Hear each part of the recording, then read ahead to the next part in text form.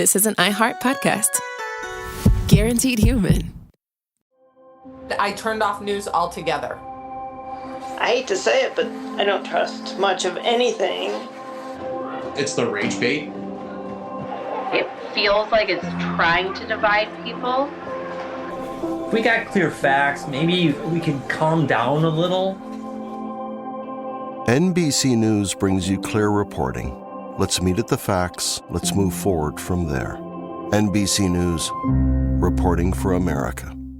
Brought to you by the Spam brand. I'm about to drop some sizzling hot knowledge, everybody. Did you know there's a blue can loved around the world with festivals dedicated to it? That's right, it's Spam Classic. The cultural icon went from fueling the world in the 1930s to earning its own museum. And today there are 12 mouth-watering varieties like teriyaki and Korean barbecue flavored, plus the original Spam Classic, ready to fry up in your favorite dish. Fans everywhere, keep sizzling it up, breakfast, lunch, and dinner. Spam brand, sizzle pork, and Learn more at spam.com. In business, there's no room for guesswork. Every shipment matters. Every deadline counts. When you're trying to keep operations running smoothly, the last thing you need is uncertainty. That's why reliability is at the core of USPS Ground Advantage. Each package moves through a secure, nationwide network tracked from dock to door with affordable, upfront pricing and delivery you can depend on. Because knowing your logistics are handled lets you focus on everything else. Visit USPS.com/Ground Advantage to start shipping with confidence. USPS Ground Advantage.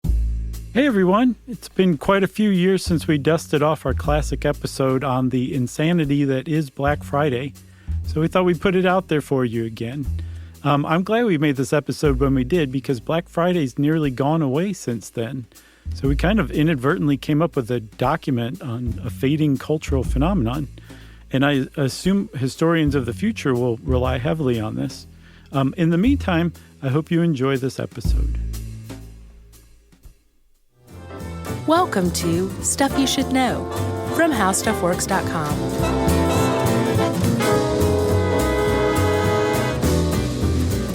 Hey, and welcome to the podcast. I'm Josh Clark, and with me, as always, is Charles W. Chuck Bryant. Jerry's over there, and that makes us Stuff You Should Know. I love that you just checked to make sure Jerry was there. She's very quiet. You literally turned your head and body. Right. Yep, she's there. I did the Bigfoot thing, though. Like, I had to turn the whole side of my body to look over my shoulder. That's how you know that was real footage. Well, typically when you know Jerry's here, because you can just smell like miso soup or something emanating from our right side. Yeah. Or my right side. Your right side. Yeah. But it's not emanating from you. It's coming from Jerry. Yeah. She stinks like miso, which is actually a very pleasant smell. Salty and umami. That's right. So, Chuck. Yes. Have you ever been to a Black Friday sale? No. No. And I want to say no. Oh, yeah. Well, I mean, that's for me. That's a decent qualifier, though, because it's not like an average sale. And, like, if you don't go to a Black Friday sale, there's a pretty good reason why is because you're scared. Well, yeah, and I think this is one of those, a very divisive topic. You're probably either really into going or it's the last thing on earth you would rather do. I don't know. A lot of people are like, maybe I'll go check out a doorbuster at 3 a.m. I think there are people who do have that idea, but maybe not at 3 a.m. Sure. It's almost like a multifaceted creature. Like it is for some people, like just in the middle of a normal shopping day on the Friday after Thanksgiving, they'll go to a store and it's fine and there's some sales or whatever. But then, hours earlier, these hardcore people, who had bathed in the blood of their fellow shoppers. Well, sadly, yeah. Yeah. We'll see. Had already come through and gotten all the best deals. Yeah. And then there's those of us like us who are just like, I'm not going out. It is literally, and I'm not overstating this because people always say literally when they mean figuratively, but it is literally one of the last things I would ever do in my life. Yeah. I can't think of many. I'd rather go to the DMV than go to a doorbuster. The DMV? Yeah. In between North Korea and South Korea? No. That's the DMZ. Right, okay. I always get those two confused. No, I'd rather go take the last ticket from at the DMV and have to wait all day than go to a doorbuster sale. Yeah. No, I don't blame you. All right. So we'll get to more hate spewing about this later. But right. And I should state my opinion. I feel like if this is your thing, that's awesome. Well, true. I'm not like cast dispersions on people who disparaging remarks. Is disparagence a word? Nope, it is now, though. You're like your own, American dictionary, the New Chuck Dictionary. We should make that up. I like it. Yeah. We could add 5 or 6 words already. Chuckisms. Yeah, agreed. I'm not saying poo-pooing people who do it.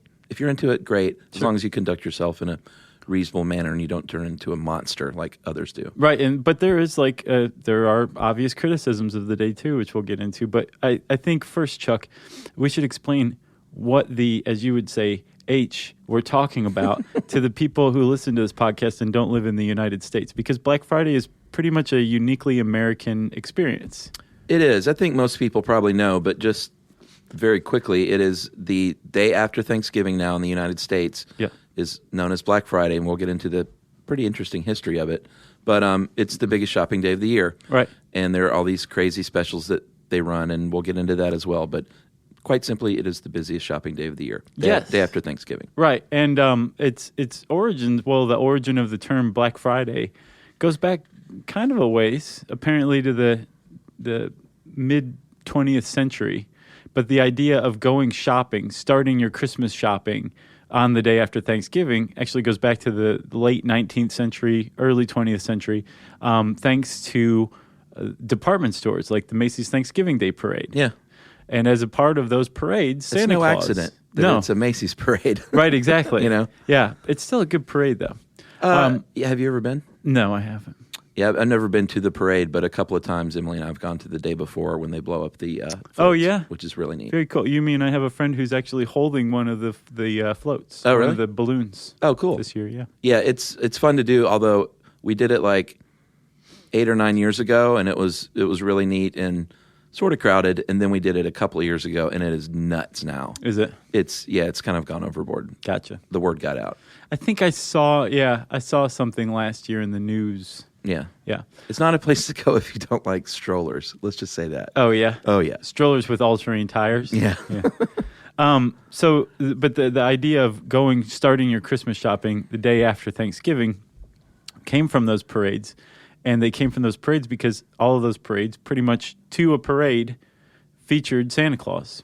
Yeah, and usually at the end, kind of bringing up the rear, and that means we're kicking it off. That's the official start of the holiday season. That's right. Santa Claus has made his first public appearance. So from the association of those two came going holiday shopping the day after Thanksgiving.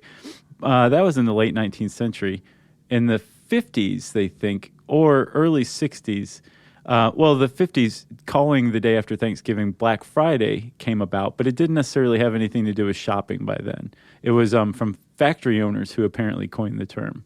Yeah, and there's also the other competing theory that it was the day that stores would go into the black, meaning start to show profit. Right. But that's not quite right, is it? No, so that's a fallacy. That's actually it's a made-up fallacy to gloss over the original meaning of Black Friday.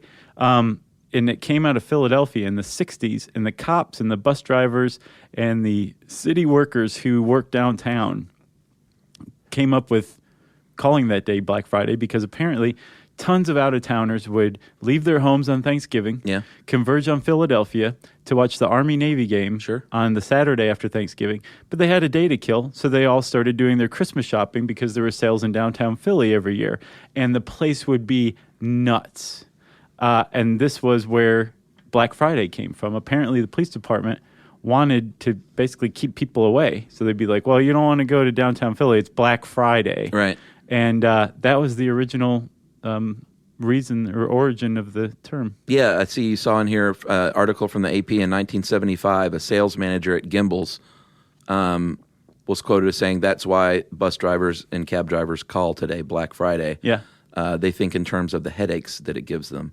So I learned something new when I read this. Yeah, and then I had no idea. It spread out of Philly, and then years later, the retail lobbies and retailers themselves said, we got to come up with a better origin story for this because we want this to be a day that people want to get out of their house and go shopping, you know? But we should point out, even though it is not the day that companies go into the black, as it were, which, by the way, comes from when they did accounting by hand, you would write in red ink or black ink, depending on if you were ahead with money or behind. Red ink meant you were in the hole. Yeah. Black meant everything's good. Exactly.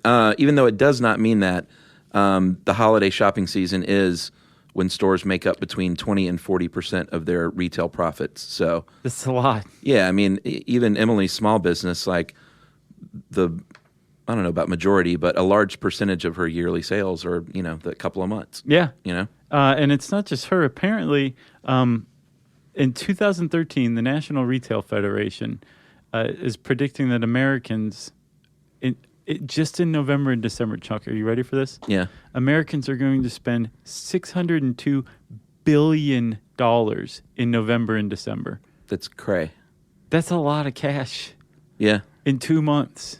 Yeah, I don't spend like I used to on Christmas. Emily and I sometimes will spend on gifts on each other or do that like couple thing where you like go in and just do something nice for your house. And then like the adults on my side of the family, we don't exchange gifts anymore. Just dirty looks? Yeah. You exchange dirty looks? No, like my brother and my sister will chip in usually and get my mom something kind of nice. Or give her, offer her a service. Like last year we replaced her fireplace with like a gas fireplace. Nice. Or build her a garden fence or tile her kitchen, like something like that. Wow, your mom's got it. Yeah. She's on Easy Street is what you call that. Yeah. But Emily's family, they all still exchange gifts. So Yeah. I still have my Christmas gift swapping Joan satisfied. Nice. All Yes. right. You get your Christmas present on. Yeah. Okay, Chuck. So the idea of shopping after Thanksgiving and then Black Friday, that day being called Black Friday, it's been around for a while. And it's a really valuable day. Yeah.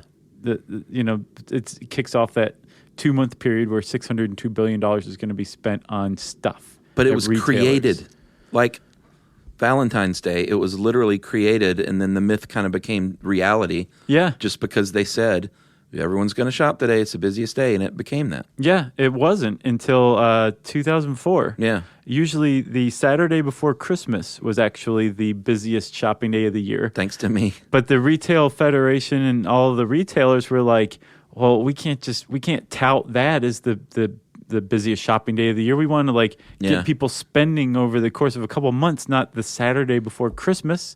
So they basically said Black Friday's the day. Yeah. And it like you said, it just kind of became true just from people saying it over time. I'm surprised that they haven't come up with a catchy name for like Procrastinator's Day or something to like pump up that last Saturday again or something. Right. Or to keep you from it. So they call it like Shame of the Nation Day. Something like that to make you like go do Black Friday and not wait until the Saturday. Yeah. And there's this website called blackfridayarchive.com. It's actually like kind of cool if you like nostalgic ads or whatever. Sure. Nostalgia going back to 2007, I should say, but it's just like scans of Black Friday print ads from those years, which are kind of neat. If you're totally bored out of your mind, go check out blackfridayarchive.com.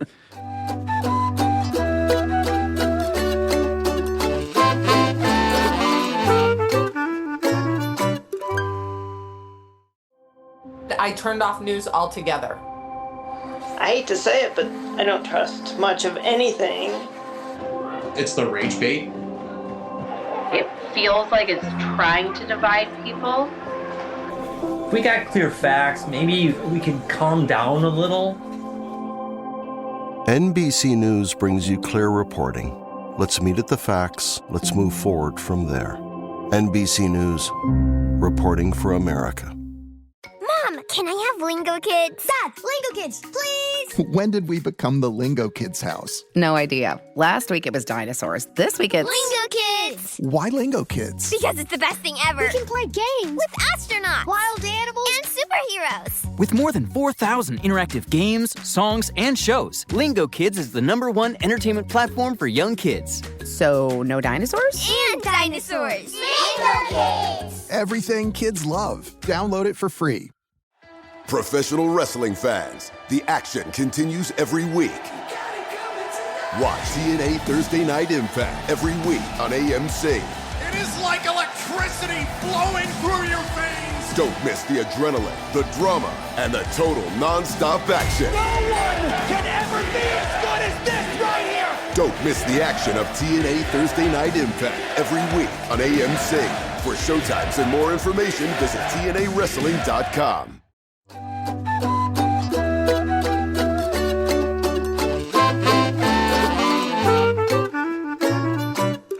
So Black Friday became a smashing success. Like 2004, 2005, it's a relatively recent thing that it became what it is today here in the States, which is an out-of-control juggernaut of shopping and consumeristic frenzy, right?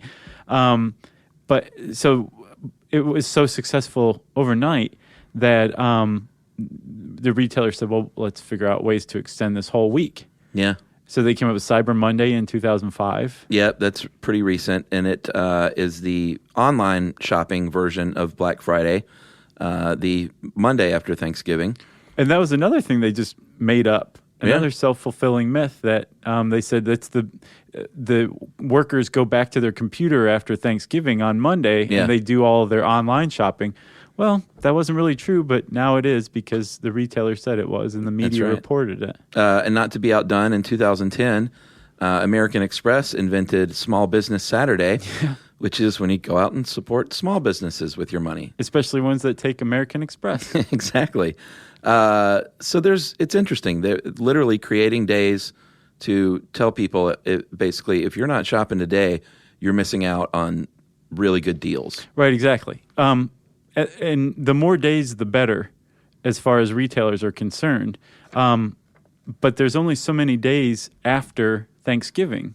So they started to think recently, like, well, what if we pushed in the other direction? Rather from Friday on, what's behind Friday? Oh, yeah, Thanksgiving. We can't touch that. For shame. Well, starting in 2012, they started touching it. Walmart actually opened at 8 p.m. on Thanksgiving in 2012. And there was a general strike called that we'll talk about later because of that. Because these stores are not supposed to be open on Thanksgiving. Thanksgiving is its own day. It's a day of being with family and celebrating and giving thanks. Up until 2012, it was sacrosanct. Yeah, this year Macy's and JCPenney for the first time are opening on Thanksgiving, and Sears and Toys R Us as well on Thanksgiving evening. And Kmart is opening at 6 a.m. on Thanksgiving, basically extending Black Friday through the weekend. 41 hours. Yeah, that's not a day. That's how long Kmart's going to be open. Black Friday at Kmart lasts 41 hours. Yeah. That's pretty crazy. And at shopping malls, you're going to have some smaller stores doing the same thing. An estimated 20 to 25% will be open at 8 p.m. on Thanksgiving Day, and 2/3 will open at midnight. So essentially what's happening is Thanksgiving evening is being ruined by retail. Yeah. You know? Yeah, I think the retailers would say, well, we've seen that people, we've seen that people start lining up Thanksgiving afternoon, Thanksgiving evening to wait for us to open like that, the next morning. So why don't we just open? So, I mean, I think it's kind of, it goes both ways, but I pretty much see where you're coming from. Yeah, well, this year it's a little trickier, too, because Thanksgiving comes on November 28th, which is the latest it's been in 11 years. Yeah. Is that right? Yeah. 2002? Yep. So, weirdly, because they still sort of have to enforce Black Friday, they're actually shortening their own shopping season a little bit this year. Right. Which is probably why some of them are opening on Thanksgiving. That's exactly why. It's 6 days shorter than usual this year. So just by the very existence, by making up Black Friday. They've screwed themselves this year a little bit. They have. By a week. Yeah, because there's, in other countries like Canada, the UK, the Netherlands, countries that observe the Christmas holidays like we do in America, meaning everybody gives everybody else presents and things like that, and they spend money. Yeah. But those countries don't have a Black Friday, a day that officially kicks off the holiday shopping season. Right. Those countries spend more over the course of the holiday season because they have a longer period of time to shop. Yeah.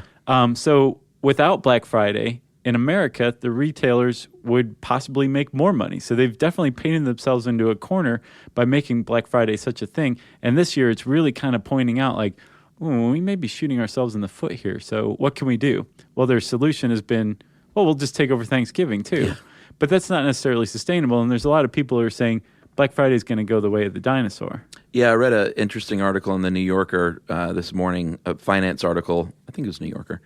It might have been New York Times. But this financial analyst was basically analyzing how the sales go and sort of saying that it's really not financially the smartest approach to take for the shoppers or the retailers? For the retailers to offer these huge, deep discounts and sort of blow it out in one day.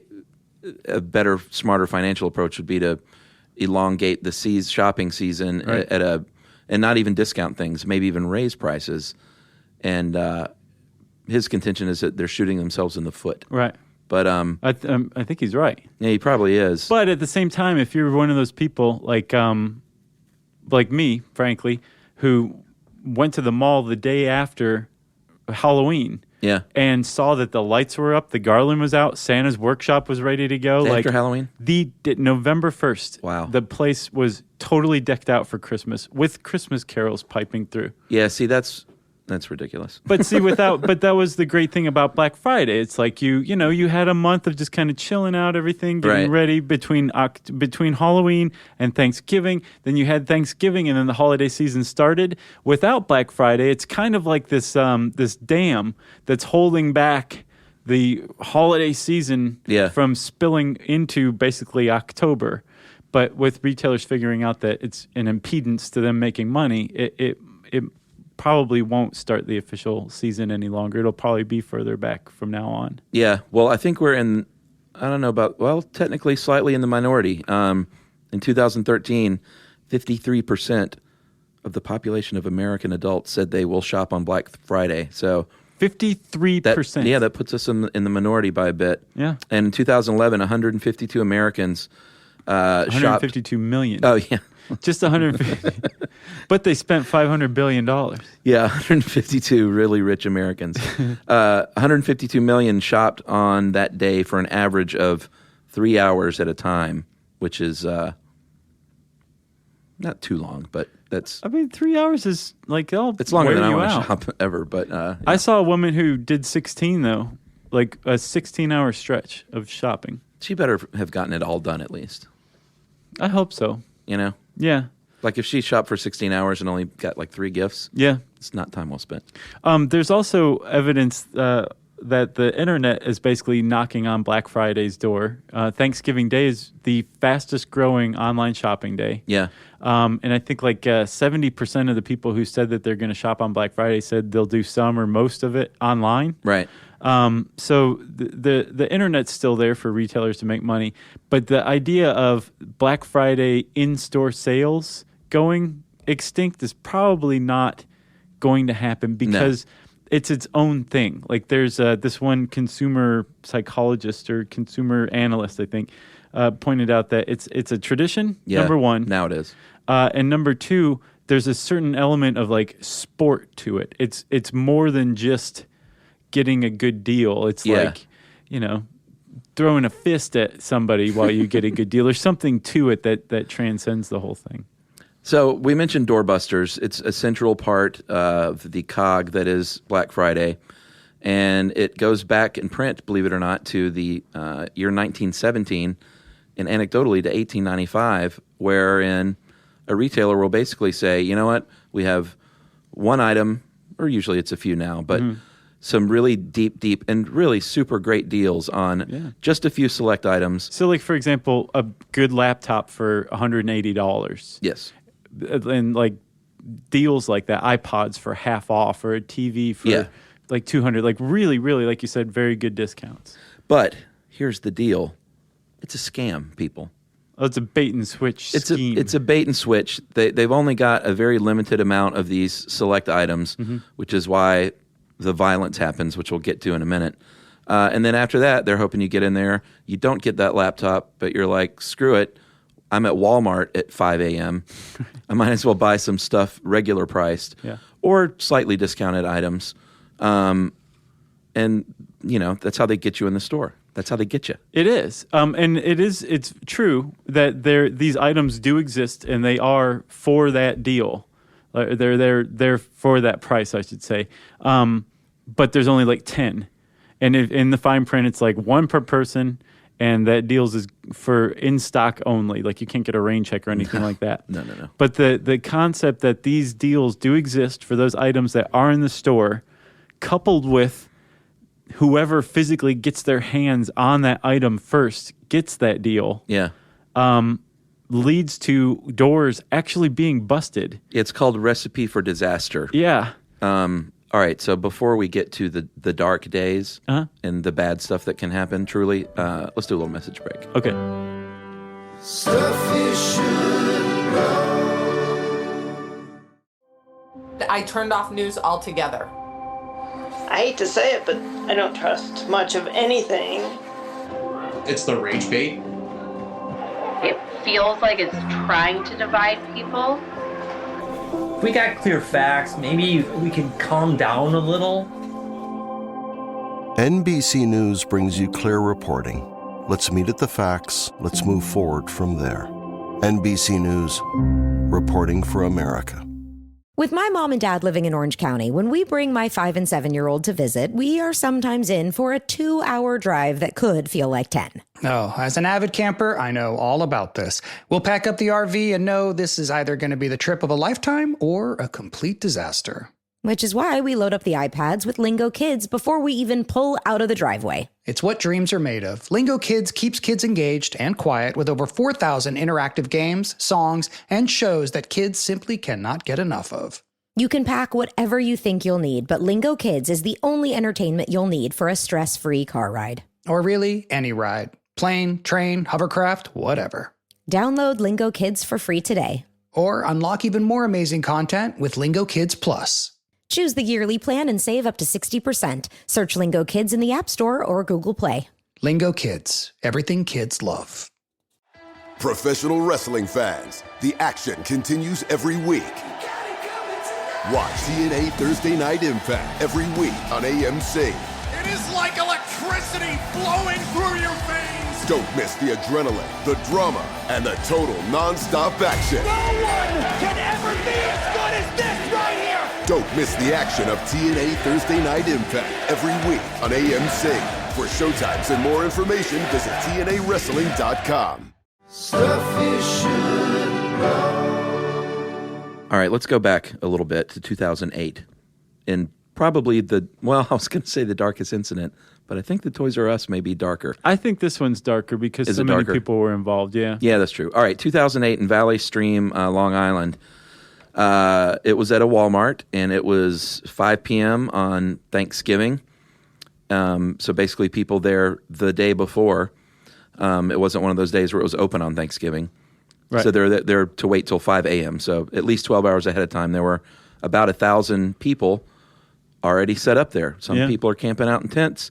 They're waiting. They got their coffee. They're probably slugging some Jim Beam to warm the belly. And so the police came out and said, you know what, let's set up a buffer zone, a barricade, which worked till about 2 a.m. when that was breached. And the cops basically said, we're out of here. This isn't part of our job. Yeah, the crowd had turned angry a little bit after that. So one of the store employees had some family members come and they took them out of the line and took them in the store. Not a good idea. Yeah, but even if everyone in the crowd would have been cool with it, I don't think everybody in the crowd realized that they were family members of an employee. Sure. So the crowd actually turned ugly. Yeah, they broke through the barricade and were squeezed against. You know how the stores have the entrance and then that little glassed-in vestibule area before, and then usually a second entrance to get into the store itself. So there was about, by this time, there was about 2,000 people waiting for the store to open. It was 4 a.m. The store was going to open at 5. And a couple hundred were in between this little buffer zone and those front exterior doors. Yeah. And being pressed up, literally crushed to death. And there's this fascinating article in the New Yorker by a guy named John Seabrook called Crush Point.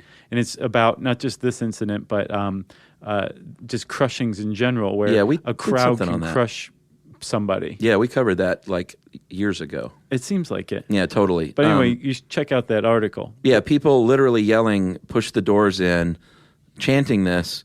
And just before 5 o'clock, it's a pretty bad scene.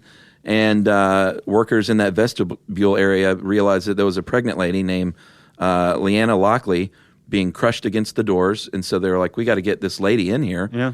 Open the doors enough to squeeze her through. She got in, and then the crowd surged forward, and it just kind of went downhill from there. And they still did the 10, 9, 8 countdown. Isn't that mind-boggling? It's mind-boggling that they didn't. Well, first of all, that the cops left.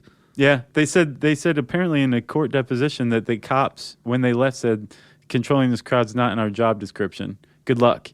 Walmart had hired a security force of 2 for the event. One person hadn't shown up. The other one was inside the store, not helping.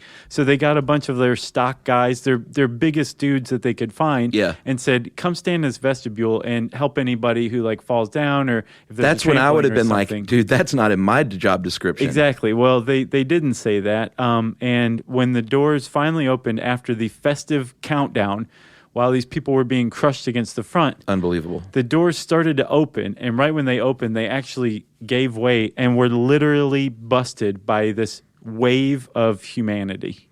Yeah, and at that point, the employees, their little Red Rover line was completely ineffective. Yeah. People are getting knocked down. Some of the workers are getting blown out of the way. Some are jumping on vending machines. It's ridiculous. What? Yeah, a couple of them like climbed up the Coke machine to like get out of the way for safe harbor. One guy who was in the way of the crowd when the doors gave way.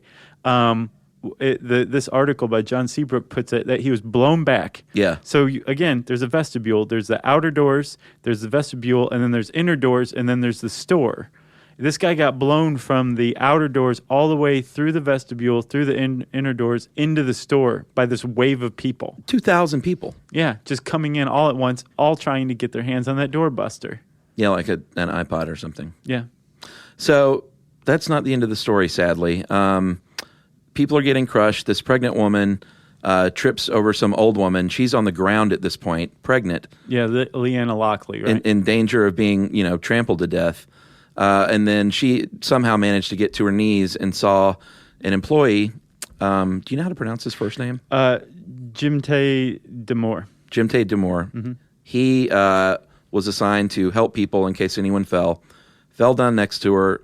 The doors fell on top of him, and 2,000 people trampled over those doors and killed him. Yeah, he was trampled to death. He died of asphyxiation being crushed under the door. And he was a stock guy. At 6:03 a.m., he was pronounced dead 1 hour after the festive countdown to let people get in to shop. And that was at the hospital an hour later. So Yeah. he most likely died on the scene.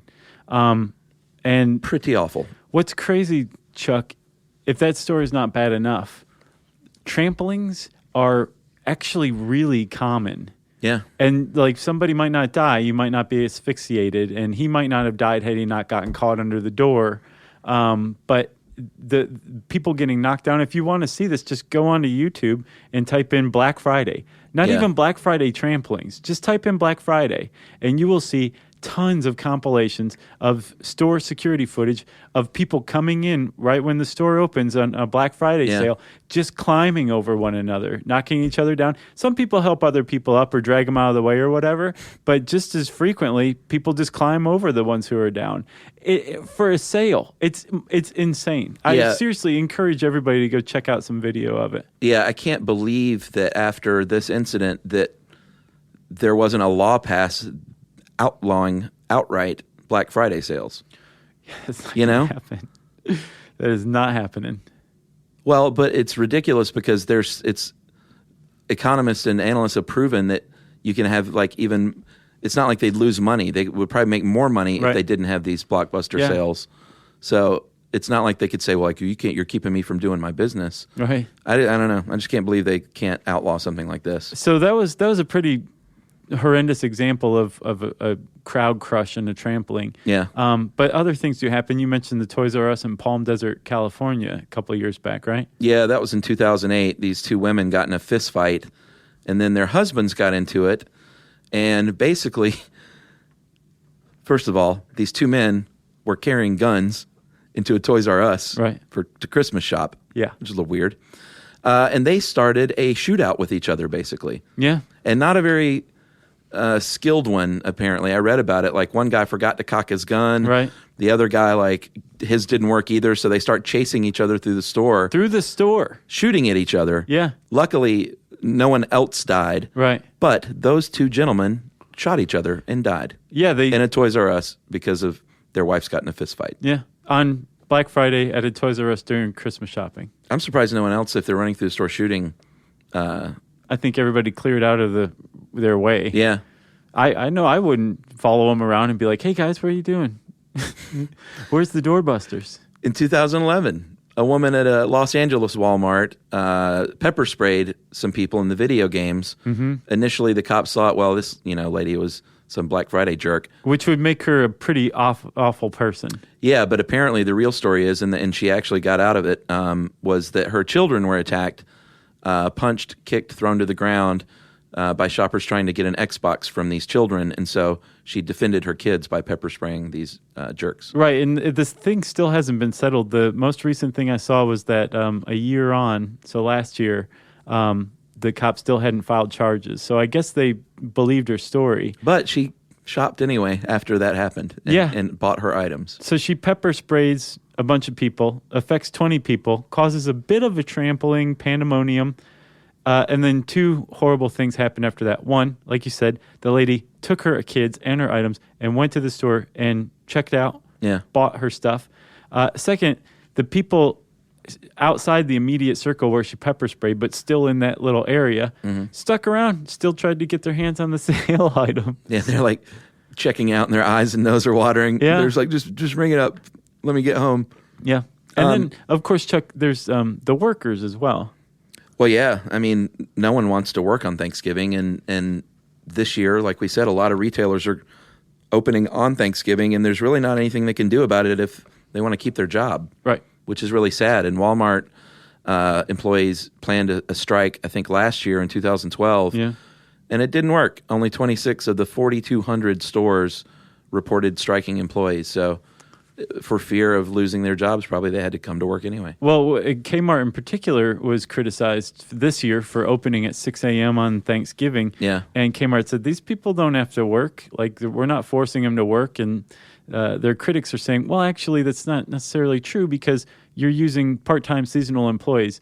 And there's no federal mandate that those people have to have holidays or time off. Right. So, therefore, they're in a position where they either work or you can fire them legally. Yeah. So they kind of do have to work. So there's a lot of ugliness on Black Friday. But, Chuck, if you are just the average normal person, like my brother-in-law loves to go Black Friday shopping. And he'll like go at midnight and go to the doorbuster sales. But he's like, he's not crazy. Well, the majority of them don't end in violence because this happens all over the country, and these are isolated incidents. So it's not like at every doorbuster sale you're going to get trampled, but there is a risk. There is. And the people you want to look out for, apparently, there was a study of consumer behavior at Black Friday sales, and it was a legitimate study. Sure. It said that you want to look out for the people who have done a lot of planning. Because they exhibit the most antisocial behavior, like shoving, pushing, yelling. Like they've got their plan in place. Exactly. And nothing's going to alter that. And they feel like they've really put the time in and they're not about to lose that doorbuster item. Some jerk who's never done it before and just showed up. Who just lucked into line or whatever. You know, remember the famous Who concert in the 70s where the people were trampled? Yeah, that's in that New Yorker article too. They got rid of general admission seating after that. Like, why can't they do something about this? You know, I think the law stepped in and said, wait a minute, you can't just open the doors to a concert venue and say, first one in gets front row. They still have general admission? Not for big arena shows. Oh, yeah, no. Yeah. Well, you know that there was like just one door open and like four others locked. Yeah. And people were getting crushed up against the locked doors. And the people inside who were working at that concert, like, just never opened the doors, even though people were dying. So I can't remember what we covered that in, man. It's so like vivid in my mind from way early on because we studied the science of crowd surges. I don't know what it was either because this article's not that old. It's just like no, a year it definitely wasn't old. about this. It had to do with something else. But yeah, dirty bad stuff. Or you can take another approach. Yeah, this is a different approach, you could say. In the 1990s, an artist named Ted Dave gave birth to what's now called Buy Nothing Day, wherein people are encouraged to not buy anything for 24 hours and to fight the power in consumerism by not showing up at all. And not just fight the power. The guy who created Ted Dave, he's a Vancouver guy who came up with it in the 90s. It was also not just to stick it to the man, which I can only imagine if nobody bought anything in America on Black Friday, what kind of crippling effect that would have on the economy. Yeah. But he was also saying personally, that's a good day to not buy anything and take stock of how much you do maybe waste or spend or whatever. Yeah. Just think about your consumerism for one day. Dirty hippie. And during that time, like, don't buy anything. And don't gas up your car the night before. Don't get a bunch of milk the night before. Like, just be normal. And on one day of the year, don't buy anything. And that's Buy Nothing Day. And it's kind of become this big thing ever since Adbusters, the people who gave us Occupy Wall Street, kind of found out about it and adopted it and just took the whole thing worldwide. It's pretty amazing. It is. So if you go to a Black Friday sale and you see a bunch of people dressed as zombies, they're making fun of you. They're making fun of zombie consumers. Same with the people who are dressed as sheep. Yeah. And then there's Santa Claus. Maybe I'll do that. Maybe I'll dress up as a sheep. Yeah, and just walk around and bah in people's faces. Yeah, and then if I'm there, I might, pick up a laptop. Right. There's also credit card cut-up stations. Yeah, where you can get rid of your credit card and eschew consumerism. Yeah, and then there's the, my favorite, what is it, the Whirligig Conga line? Oh, I haven't heard of that. Is that to disrupt shoppers? The whole point is to just kind of serve as a mirror, I think, to people. Like, look at yourselves. You're ridiculous. You think I look stupid? You're the one that looks stupid. Right. We're not even buying anything. But yeah, so it's kind of a twofold thing. It's one, like, just kind of reflecting personally / sticking it to the man as an individual consumer, like realizing your power in the grand scheme of things. It all kind of hinges on you spending your money. And if you don't, then you're taking the power back. Or pointing out to other people just how ridiculous they're being as consumers. People will probably be like, where'd you get that cheap costume? Right, exactly. What aisle was that on? Nice. So I've got one last thing. I noticed the other day, I'd never heard of this before. In China, you think we like to shop. Mm-hmm. Chinese love to shop. And they have something that they have created called Singles Day. Okay. And it is on November 11th. So 11/11, the 4 ones stand for single people. And they're basically like, hey, because in China, I think you're encouraged to marry. So this is like, hey, be single. Go out and treat yourself to something online and buy something because it's Singles Day. And you should celebrate being single. Really? And it's a huge deal. They spent, this e-commerce platform in China called Alibaba is the one who really got behind it recently. And they spent $5.7 billion on Singles Day this year, which dwarfs Cyber Monday by 3 times almost. Wow. And it's the biggest online shopping day in the world. And in the first 6 minutes this year, just a couple of weeks ago, they spent $160 million in the first 6 minutes. Wow. Online in China. Jeez. Just to celebrate being single. And they're encouraged to shop for themselves, which I don't think we pointed out. A lot of people on Black Friday, when asked, say that they do some of the shopping for themselves. It's not all gifts. It's like, I want that laptop. I think 47% or 41% of people who said they're going to shop on Black Friday said they'll do most of the shopping for themselves. I usually do that. Whenever I go out, like, genuinely Christmas shopping, I'll pick up something for myself. Well, these people are saying they're mostly shopping for themselves. No, I don't mostly, but I'll just treat myself to a little something. Nice. A little something modest. And I want to say, Chuck, we don't begrudge anybody going to Black Friday sales. If that's your thing, enjoy it. That's fine. Just act like a human being. Yeah, don't take anyone's life. No. Don't trample over somebody who's fallen down. And most importantly, have a very nice Thanksgiving. Enjoy the people you're with. Yeah. Whether they're friends, family, old acquaintances, new acquaintances. Take some time to really enjoy this Thanksgiving Day and relax and just be. I agree, my friend. Yeah. It's Thanksgiving. Be with your family. Turn off your smartphone, maybe even. Wow. Really get crazy and just be in the moment. Yeah. How about that? And we give you permission to shout down anybody who says that tryptophan is what makes you sleepy. That's right. You go ahead and set them straight. Yep. So happy Turkey Day, Americans, and other parts of the world. Whatever you're doing, I hope you're well. Yeah. Nice, Chuck. And, Chuck, we should say that, as usual, if everyone wants to send us happy Thanksgiving wishes, you can send us an email directly to stuffpodcast@iheartradio.com. Stuff You Should Know is a production of iHeartRadio. For more podcasts from iHeartRadio, visit the iHeartRadio app, Apple Podcasts, or wherever you listen to your favorite shows.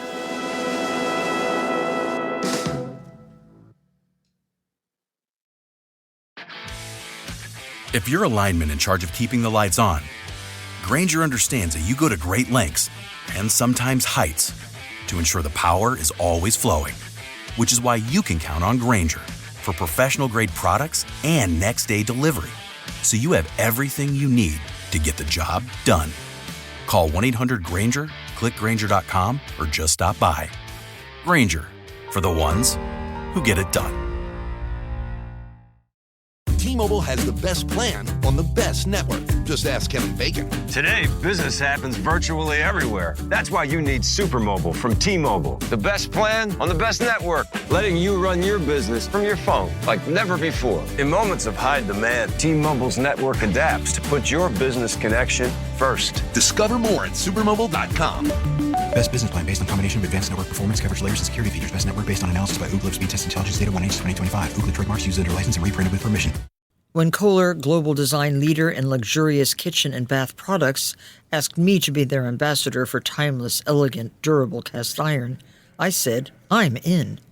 Soon after, I was in their Kohler, Wisconsin foundry, watching molten iron poured, enamel applied by hand, and the beautiful finished pieces ready to ship. Since 1883, Kohler cast iron has been crafted by incredible artisans, and seeing it firsthand gave me a whole new appreciation for their craftsmanship. Now, I'm proud to lend my stamp of approval to my favorite Kohler cast iron products for their durability, beauty, and enduring style. Shop my curated picks at Kohler.com. As the Kohler cast iron ambassador, I say, long live cast iron. This is an iHeart podcast. Guaranteed Human.